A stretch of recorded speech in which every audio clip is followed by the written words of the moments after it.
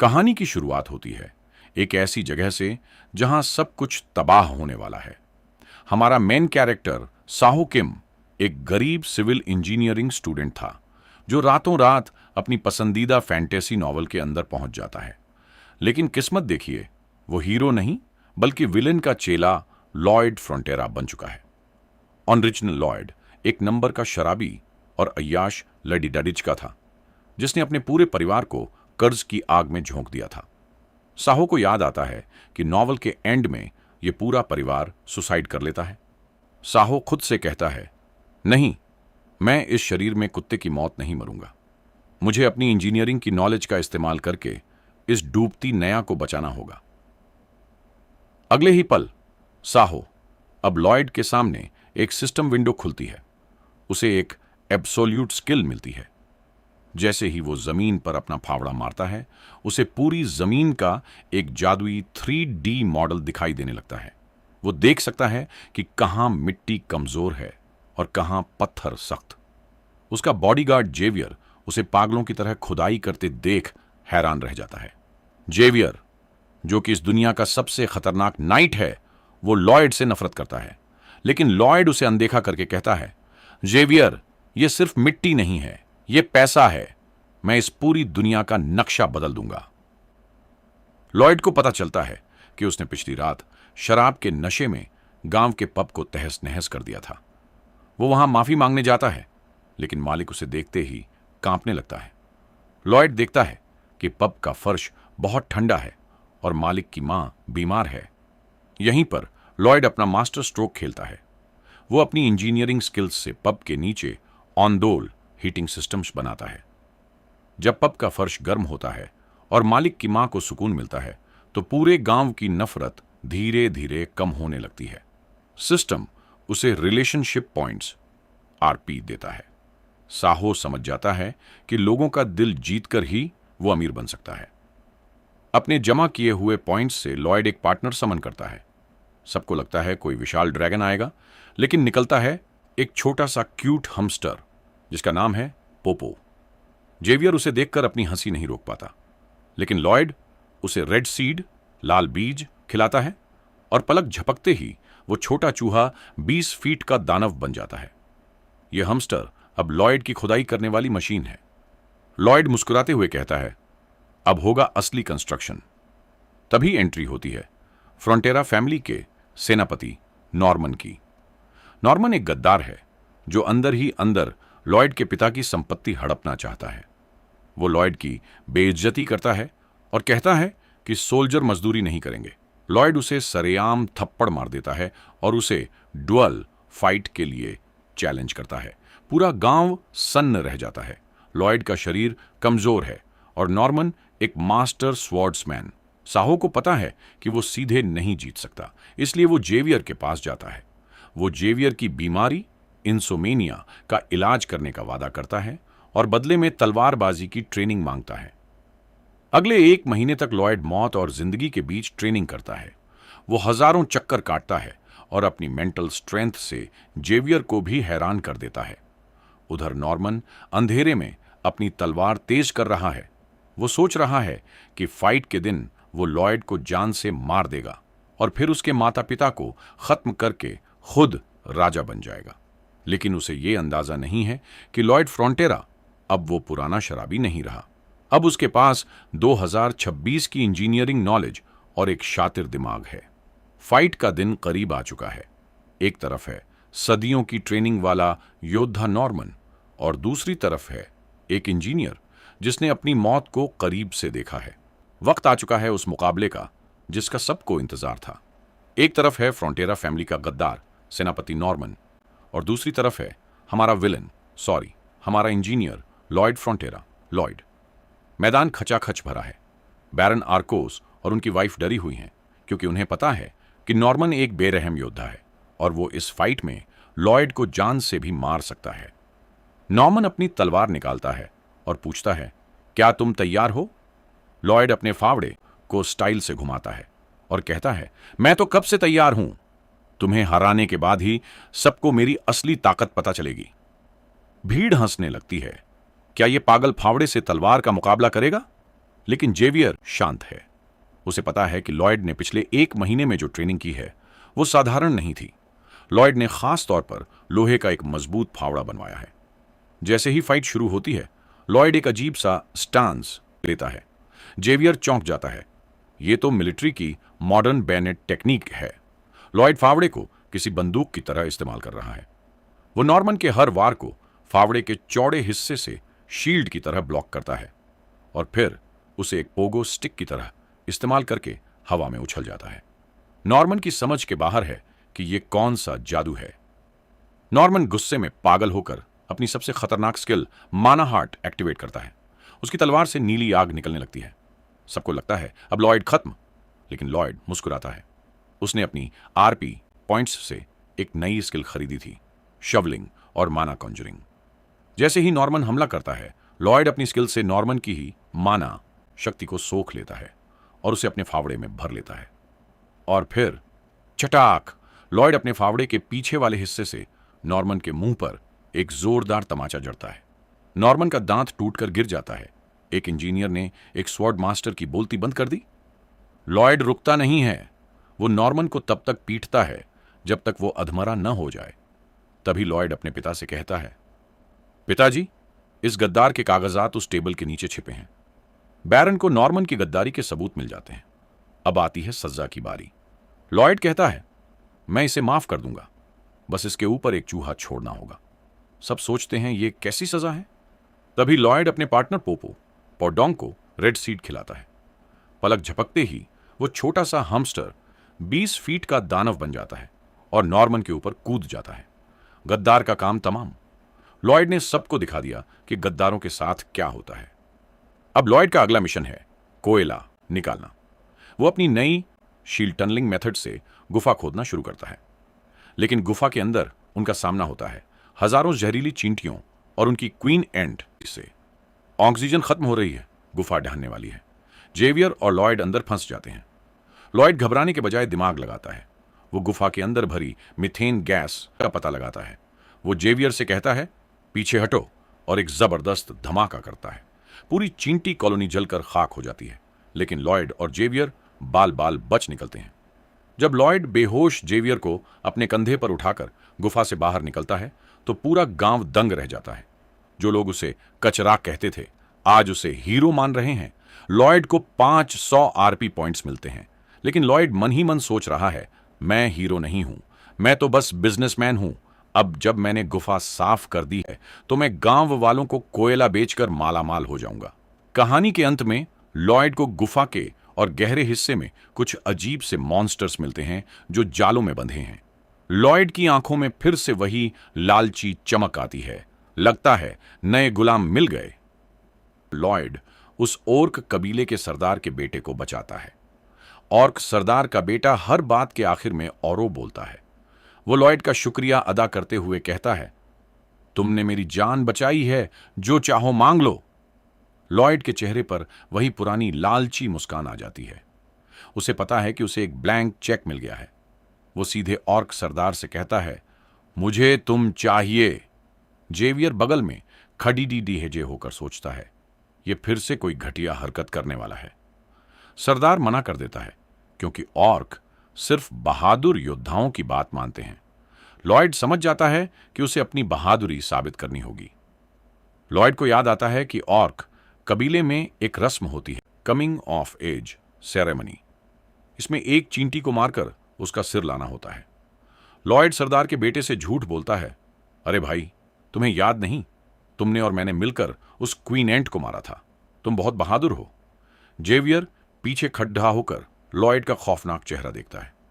Lloyd ने इतनी सफाई से झूठ बोला कि सरदार का बेटा खुद को हीरो मानने लगा। अंत में सरदार खुश होकर लॉयड को 120 ऑर्क वॉरियर्स इनाम में दे देता है। लॉयड मन ही मन नाचने लगता है, अब मेरे पास फ्री की लेबर और एक ताकतवर फौज है। लॉयड इन ऑर्क्स को अपने विलेज ले आता है, लेकिन एक समस्या खड़ी ही हो जाती है। ये ऑर्क दिन में 3 बार मीट खाते हैं ताकि उनके मसल्स, प्रोटीन्स बने रहें। विलेज में इतना मीट नहीं है। लॉयड सरदार को एक ऑफर देता है, मैं तुम्हारे लिए एक ऐसी मशीन बनाऊंगा जिससे तुम्हारा मीट खराब नहीं होगा और तुम्हें बार बार शिकार पर नहीं जाना पड़ेगा। लॉयड इस मशीन का नाम रखता है स्कूप बिंगो। यह असल में एक जादुई फ्रिज जैसा स्ट्रक्चर है। इसे बनाने के लिए लॉयड जेवियर को एक ह्यूमन बम की तरह इस्तेमाल करता है। वो जेवियर को एक नई स्किल सिखाता है, माना ब्लास्ट। जेवियर अपनी तलवार से पहाड़ डेछे तोड़ डालता है और लॉयड उन पत्थरों से कोल्ड स्टोरेज बनाता है। लॉयड अपनी माना एनर्जी का इस्तेमाल करके गर्मी को सोख लेता है और वहां बर्फ, आइस पैदा कर देता है। ऑर्क सरदार खुश होकर लॉयड के साथ ब्लड रिलेशन की कसम खाता है। विलेज लौटते ही लॉयड अपने पुराने कैदी टोड्स ट्योडियस के पास जाता है। टोड्स को 520 साल की यह सजा मिली थी। लॉयड उसे एक जादुई किताब दिखाता है और कहता है, देखो, तुम 500 साल तक तो जियोगे नहीं, इसलिए मैंने सोचा है कि जब तुम मर जाओगे तो मैं तुम्हें घोल बनाकर फिर से काम पर लगा दूंगा। इस तरह तुम्हारी सजा पूरी हो जाएगी। टॉड्स रोने लगता है, पर लॉयड की चालाकी के आगे उसकी एक नहीं चलती। लॉयड नर्क के राजा के ऑफर को भी ठुकरा देता है और कहता है, अभी तो मुझे धरती पर और भी कांड करने हैं। लॉयड जब अपने पिता बैरन आर्कोस के ऑफिस पहुंचता है तो वहां वही दो सूखोर जमींदार फिर से आए होते हैं। वो लॉयड की नई कोयले की खदान हैच करना चाहते हैं। लॉयड अपने ऑर्क वॉरियर्स को अंदर बुलाता है। ऑर्क को देखते ही जमींदारों की हवा निकल जाती है। लॉयड जबरदस्ती उनसे एक नए एग्रीमेंट पर साइन करवा लेता है। अब अगली चुनौती है ऑर्क्स का खाना और विलेज का कर्ज। लॉयड अपने पिता को एक नया टैक्स प्लान समझाता है। वो कहता है, हमें किसानों पर सीधा बोझ नहीं डालना। हम उत्तर की बंजर जमीन को उपजाऊ बनाएंगे और उसे लीज पर देंगे। जब किसान कमाएंगे तब हम टैक्स लेंगे। लॉयड और जेवियर उस बंजर जमीन की ओर बढ़ते हैं, जहां लॉयड के दिमाग में एक और नया इंजीनियरिंग मास्टर प्लान चल रहा है। यहां एक बड़ी समस्या है। यह जमीन ढलान पर है और बाढ़ का पानी बार बार सब कुछ तबाह कर देता है। लॉयड समझ जाता है कि मॉडर्न मशीनों के बिना उसे ट्रेडिशनल बंद एम्बैंकमेंट बनाना होगा। अगले 21 दिनों तक लॉयड पसीने में नहाया रहता है। वो न ठीक से सोता है न खाता है। उसके पिता बैरन आर्कोस उसे दूर से काम करते देख भावुक हो जाते हैं। वो जेवियर से कहते हैं, मेरा बेटा पूरी तरह बदल चुका है। वो हमारे परिवार का कर्ज उतारने के लिए अपनी जान लगा रहा है। जेवियर भी पहली बार लॉयड की लगन देखकर प्रभावित होता है। सिस्टम लॉयड को 20 आरपी पॉइंट्स देता है और एक नई स्किल अनलॉक होती है, आर्किटेक्चरल डिजाइन। अब लॉयड अपने दिमाग में ही पूरे इलाके का 3D मैप और स्ट्रक्चर देख सकता है। खेतों में अभी भी पानी भरा हुआ है। लॉयड को पता है कि पोपो और बेंगुल इसे साफ नहीं कर पाएंगे। वो 100 आरपी पॉइंट्स खर्च करके एक नया मॉन्स्टर समन करता है। एक छोटी सी पानी की गेंद लॉयड के मुंह पर आकर लगती है और निकलता है एक छोटा सा अजीब दिखने वाला मॉन्स्टर, हिप्पो हैमिंग। पहले तो लॉयड को लगता है कि यह बेकार है, क्योंकि यह बाकी मॉन्स्टर्स की तरह साइज में बड़ा नहीं हो सकता। लेकिन जैसे ही हिप्पो अपनी स्किल वन शॉट इस्तेमाल करता है, वो पूरे तालाब का पानी एक ही बार में सोख लेता है। लॉयड चिल्ला उठता है, जैकपॉट! ये तो चलता फिरता वैक्यूम क्लीनर है। हिप्पो की मदद से जो काम 4 दिन में होना था, वो सिर्फ 12 मिनट में खत्म हो जाता है। अब लॉयड की बंजर जमीन एक आलीशान फार्मलैंड में बदल चुकी है। तभी वहां घोड़ों की आवाज गूंजती है।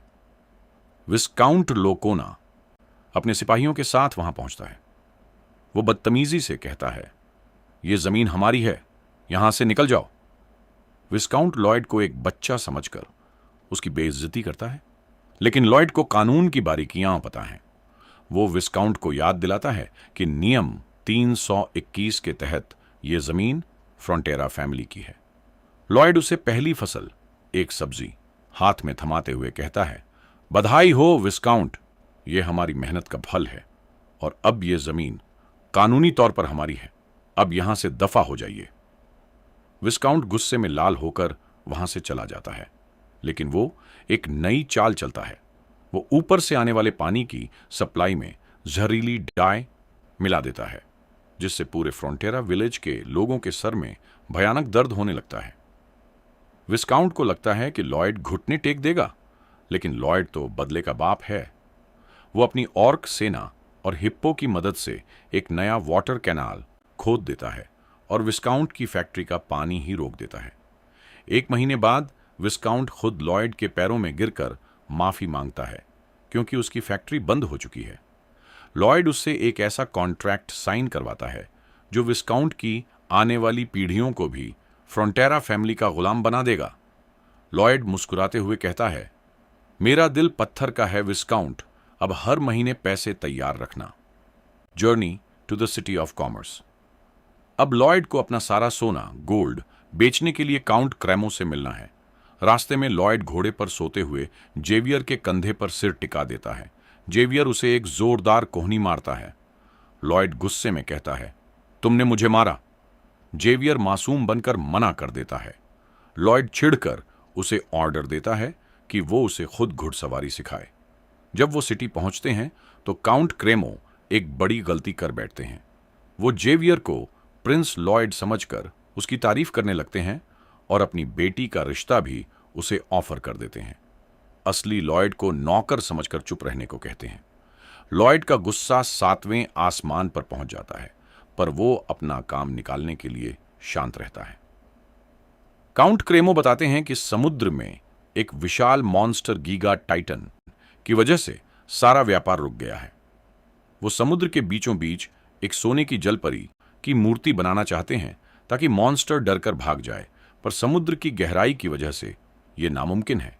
लॉयड की आंखों में चमक आती है। वो कहता है, काउंट, ये मूर्ति मैं बनाऊंगा। मैं समुद्र के बीचों बीच एक आर्टिफिशियल आइलैंड खड़ा कर दूंगा।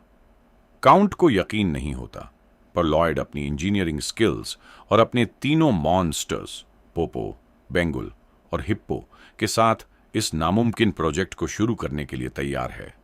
लॉयड मन ही मन सोचता है, अब काउंट क्रेमो की पूरी तिजोरी मेरी होगी। समुद्र की बर्फीली लहरों के बीच लॉयड बिना किसी सुरक्षा के ठंडे पानी में कूद जाता है। जेवियर चिल्लाता है, मास्टर, आप पागल हो गए हैं? पर लॉयड के दिमाग में सर्वेइंग चल रही थी। वो नीचे जाकर देखता है कि जमीन उबड़ खाबड़ है, पर एक पिलर के लिए परफेक्ट है। जब वो बाहर आता है, उसका शरीर ठंड से नीला पड़ चुका है, लेकिन असली समस्या कुछ और थी। समुद्र के पानी के लिए उसे रोमन सीमेंट चाहिए थी, जिसके लिए ज्वालामुखी की राख, वोल्केनिक ऐश, जरूरी थी। काउंट क्रेमो कहते हैं, राख आने में 6 महीने लगेंगे। लॉयड के पास इतना वक्त नहीं था। तभी लॉयड को अपने पिछले जीवन के पालतू कुत्ते की याद आती है, जिसे उसने वक्त नहीं दिया था। वो भावुक होकर अपने तीनों मॉन्स्टर्स पोपो, बेंगुल और हिप्पो को गले लगा लेता है। ये इंसानी जुड़ाव सिस्टम में एक धमाका कर देता है। बेंगुल इवॉल्व होकर वॉल्केनिक ब्लास्ट की शक्ति हासिल कर लेती है। अब लॉयड के पास अपनी खुद की ज्वालामुखी थी, जो पल भर में राख तैयार कर सकती थी। अब शुरू होता है दुनिया का सबसे अनोखा कंस्ट्रक्शन। लॉयड हिप्पो को ऑर्डर देता है। Hippo, one shot. हिप्पो एक वैक्यूम की तरह समुद्र के उस हिस्से का पानी सोख लेता है जहां पिलर खड़ा करना था। जेवियर को लॉयड फावड़ा थमाता है। जेवियर कहता है, मैं एक नाइट हूं, मजदूर नहीं। लॉयड उसे अपनी पुरानी चालाकी से घेरता है। जेवियर, अगर यह प्रोजेक्ट फेल हुआ तो मेरे पिता कर्ज में डूब जाएंगे और उनकी बीमारी का जिम्मेदार तुम होगे। जेवियर बेचारा फिर से लॉयड के इमोशनल ट्रैप में फंसकर नींव खोदने लगता है। बेंगुल स्टील की छड़ें बनाती है और लॉयड अपनी खास सीमेंट से एक ऐसा प्लेटफॉर्म खड़ा कर देता है जो 2000 साल तक नहीं टूटेगा।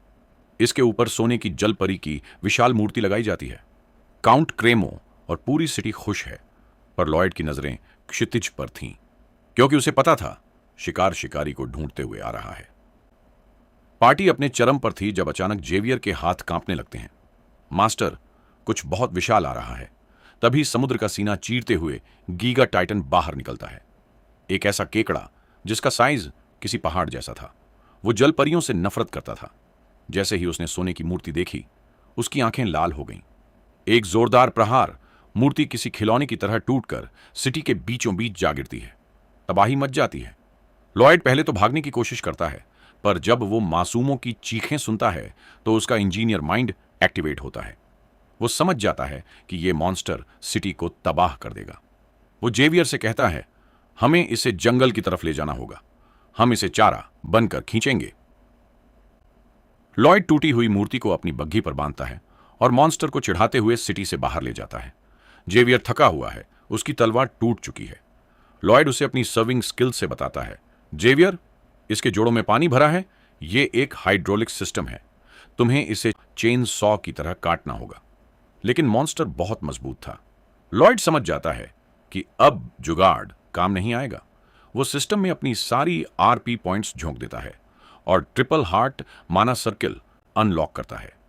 जेवियर उसे चेतावनी देता है कि यह खुदकुशी है, पर लॉयड मुस्कुराता है। एक अच्छा बिल्डर वही है जो अपनी इमारत बचाने के लिए खुद को दांव पर लगा दे। लॉयड अपने फावड़े में तीनों माना सर्कल्स की भयानक ऊर्जा भरता है। उसकी नसें फटने लगती हैं, मुंह से खून आने लगता है। खाओ इसे, वो फावड़े से मॉन्स्टर के जख्म पर वार करता है। एक ऐसा धमाका होता है जो पूरे आसमान को सफेद कर देता है। गीगा टाइटन के हजारों टुकड़े हो जाते हैं, पर लॉयड भी उस शॉक वेव से दूर जा गिरता है। उसका दिल धड़कना बंद कर देता है। पूरी सिटी मातम में डूब जाती है। बैरन आर्कोस और लॉयड की मां पागलों की तरह भागते हुए पहुंचते हैं। जेवियर लॉयड की बॉडी के पास बैठकर रो रहा है, पर तभी जेवियर को लॉयड के हाथों में हल्की हलचल महसूस होती है। लॉयड का माना हार्ट कंडेंस हो चुका था, जिसने उसे मरने से बचा लिया। कई दिनों बाद जब लॉयड आंखें खोलता है तो जेवियर भावुक होकर कहता है, मास्टर, आप ठीक हैं? लॉयड की पहली आवाज निकलती है, पैसे काउंट क्रेमो ने मेरी फीस दी क्या? जेवियर माथा पकड़ लेता है। लॉयड कोमा से उठते ही काउंट क्रेमो को ब्लैकमेल करता है कि यह हमला उनकी मूर्ति की वजह से हुआ था, इसलिए उसे 3 गुना ज्यादा पैसे चाहिए। यही नहीं, वो अपनी हीरो वाली इमेज का इस्तेमाल करके लोगों को अपना ऑन डोल फ्लोर हीटिंग सिस्टम बेचने लगता है। लॉयड अपने विलेज वापस आता है, जहां उसका असिस्टेंट बेन सब कुछ संभाल रहा है। लॉयड को लगता है कि अब वो सुकून से अपनी अमीरी का मजा लेगा, पर तभी आसमान में एक शाही मैसेंजर दिखाई देता है। साम्राज्य की रानी क्वीन एलिसिया ने लॉयड की बहादुरी की खबर सुन ली है। शाही आदेश आता है, लॉयड फ्रंटेरा और जेवियर को फौरन राजधानी कैपिटल पहुंचना होगा। लॉयड पसीने पसीने हो जाता है। उसे डर है कि रानी उससे फ्री में काम करवाएगी, पर तभी उसकी आंखों में वही लालची चमक वापस आती है। वो सोचता है, रानी हो या भगवान, कंस्ट्रक्शन का बिल तो सबको चुकाना होगा।